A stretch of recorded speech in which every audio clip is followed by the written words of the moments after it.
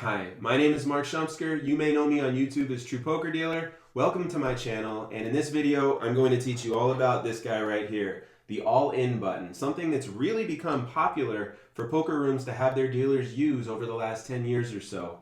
The reason for that is it really helps reduce a lot of errors and mistakes and prevents a lot of confusion. It's a nice little tool for us dealers. So right now I'm going to show you how to use it. There isn't an official way to do this, so always listen to what your poker room manager says. And just keep in mind, as a dealer, use your head as you're using the all-in button, and we'll go over the scenarios that frequently come up. So before I give a demo, let's just read what the TDA says for their recommended procedure for all-in button use. RP1, which they don't require poker rooms to use that follow TDA rules, but they do prefer that poker rooms follow this rule. RP1 says, all-in buttons. All-in buttons clearly indicate a player is all-in.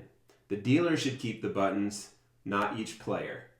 When a player bets all-in, the dealer places an all-in button in front of the player in full view of the rest of the table. Again, that's a recommended procedure. Why is it recommended? Because we don't want to require a dealer to have to do this in order for a player's all-in to count, and also at the same time it really helps the game. So we recommend it. So here's what we do. Let's say that this player right here, it goes check, maybe this player bets 50, and this player's turn is here and they say all in. Now maybe they push their stack, or they throw one chip, or they do some mix of that, right? There's all those different ways that a player can go all in. Now, I have a lesson in my course that you can learn right here on YouTube that teaches all about all-ins. This video is just going to go over all-in button use, but just keep in mind there are many different ways to go all-in as a player. So if a player does choose one of those ways, let's say that they push their whole stack out, which is the one we always prefer. Now, the dealer should have one or two all-in buttons in their tray. Sometimes you'll see a dealer keep it here like this. Sometimes you'll see a dealer keep it here. Sometimes you'll see a dealer keep it here. Sometimes you'll see the dealer keep it here. I don't really care where the dealer keeps it. I know I like to keep it sort of in the center of my tray, but that's okay what your choice is as a dealer, unless your poker room manager gives you an instruction around this, which I honestly doubt they will. But wherever that button is, you pull it out, and just so that we can see, on this side it says all in, and on this side it says call. And there are a few different versions of this button. You might not see one with yellow writing or a yellow background and red writing. You might not see white on the other side. Maybe it'll just be a black all-in button and it doesn't say call. There's a few different variations of this button. All of them are fine. The thing that we're talking about right now is when this player goes all in as the dealer, you provide this button clearly in front of this player's chips or this player's betting zone, and you just say to the table, all in. Just like you would if you didn't have the button. This player goes all in, the dealer announces all in. Well, now we do it with a button, and you can toss it out like that. If you want to get real creative, you can throw it up in the air, catch it on the back of your hand, and then put it out. Don't hurt anyone, but you understand the point. The point is, when this player goes all in, this button goes here. Not that hard, right? And this needs to be visible to everybody, so if the player goes all in with a bunch of chips, you wouldn't say all in, throw the button, and put it under the chip like that. It needs to be completely visible, okay? So this goes here. We also don't like to put the button on top of chips. You can do that to sort of be creative and funny, but it's a little bit less professional. It sort of gets confusing, and interacting with the player's chips with the all-in button can actually lead to unintentional tells that the dealer's creating, and we do want to try to avoid that stuff. So here, the basic, straightforward way to do this, the most professional way to do this, take this out of the well, put it in front of the player's chips. This player's all in. Now, one thing I think is important to say here, generally speaking, a poker room is going to prefer that the player who says all in, let's say they say all in, but they don't put any chips out.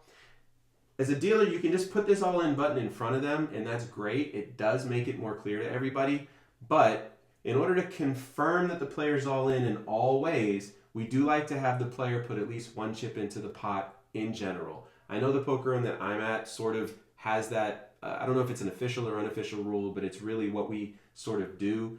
And I like that in the industry as a general rule as well. So have the player put at least one chip out. As a dealer, you can say, please put at least one chip out, or maybe you just tell them, please push your stack out.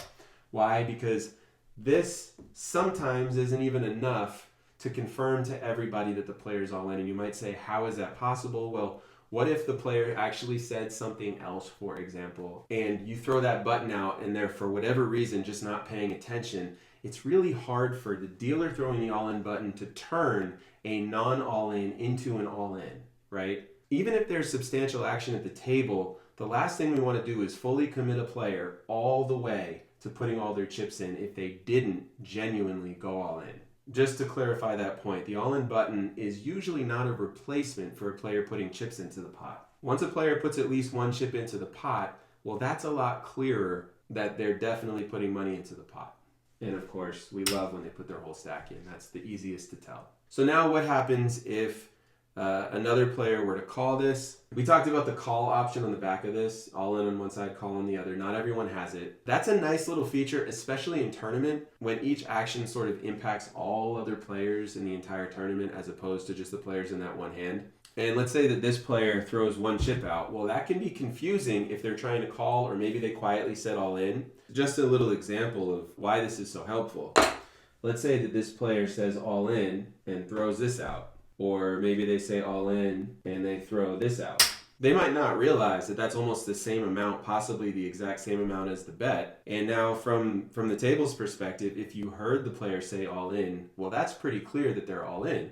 But if you didn't hear them say all in and you just look up at the table, you're going to think that this is probably a call. It's exactly the same amount as the bet, $50. So this player over here, if they didn't hear the all in, maybe they have headphones on, which, yes, wearing headphones, you put yourself at risk of stuff like this, but also we have an aid to make that clearer, right?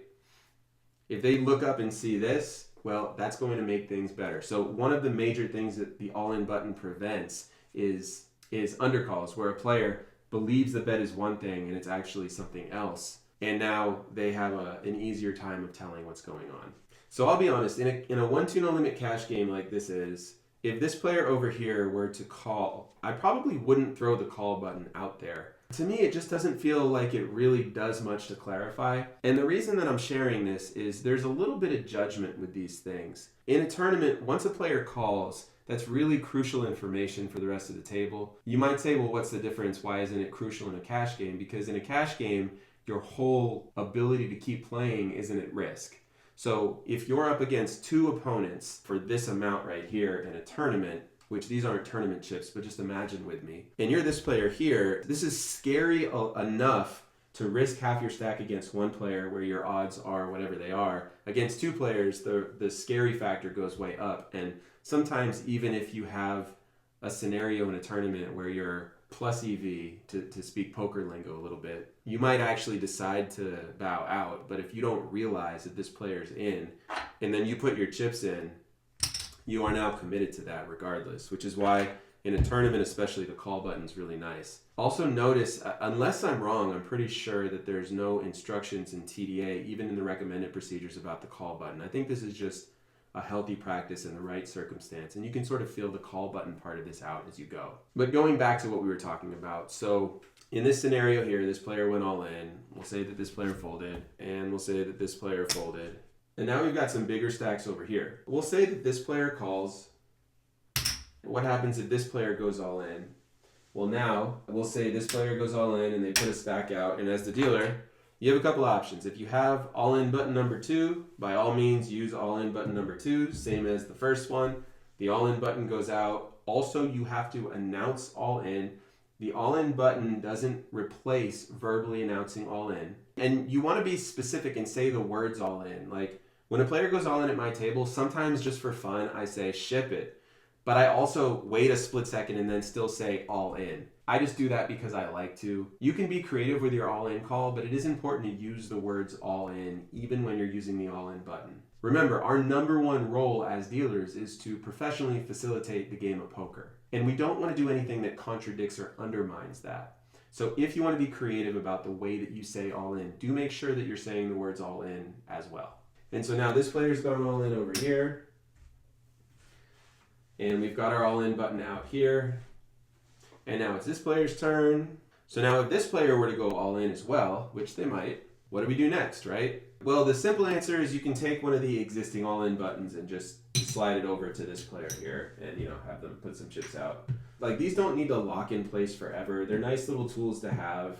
It's nice if like you know this player was all in and this player was all in, and then you know everything else happens the way it happens. But let's say if you only had one all-in button and this first player goes all in and then the next one goes all in after, you can just throw the all-in button to them too, and then it can go over here as long as it's clear as you go. I mean, remember, this is a recommended procedure, and it's not necessary for a player to be all in. If a player says all in and a dealer does not use the all in button, they're still all in. So we're just teaching how to use this as a tool, right? So one button, it just goes to whoever says all in whenever they say it. And in this case, you know, this player's here. Two buttons, the first one goes to the first player, the second one goes to the second player. And then I would probably take the original button and give it to the next player if they go all in as well. Why? Because it's a little bit smoother. This player went all in most recently, therefore it's most relevant to the existing action. And then, you know, they put their chips out, and then this player over here, they throw this in, it's a call. There we go, just like that. All the actions complete at this point. You can leave the all-in buttons in front of the all-in players or in front of their betting areas until the end of the hand if you'd like. I like doing that. Sometimes the player will be all in and then they'll want to take the all in button and use it as a card cover. As a dealer, I just let them. At that point, I always feel like it is actually a nice thing for a player to have a card protector at the table. It's a really scary thing to have your cards just sitting there, and yeah, they can use your hands, but I'm okay with them using the all in button for that. And it's possible that you'll work at a poker room where for some reason they don't like that, and there's plenty of reasons for things that I can't think of, so do what your supervisor says at all times. And also, just to say it, when I'm dealing, I do actually prefer that the players don't take the all-in button and move it around and put it on their cards. I just don't mind it, but it's definitely a preference that they don't. You'll think this stuff through, and here's what I'll say. Understand what you're doing with the all-in button as a dealer. Use it as a tool, just like you use your ability to speak as a tool for clarifying situations that happen. If you're not sure whether or not to use it, always don't use it. It's okay not to use the all-in button in poker. It's only a recommendation from the staff to use it. So never put yourself in a situation where you don't understand what's going on. So just for fun here, we'll say that this player calls, these two fold, and we'll square this pot and then see who wins. Why? Because why not? And we'll even have them showdown right now.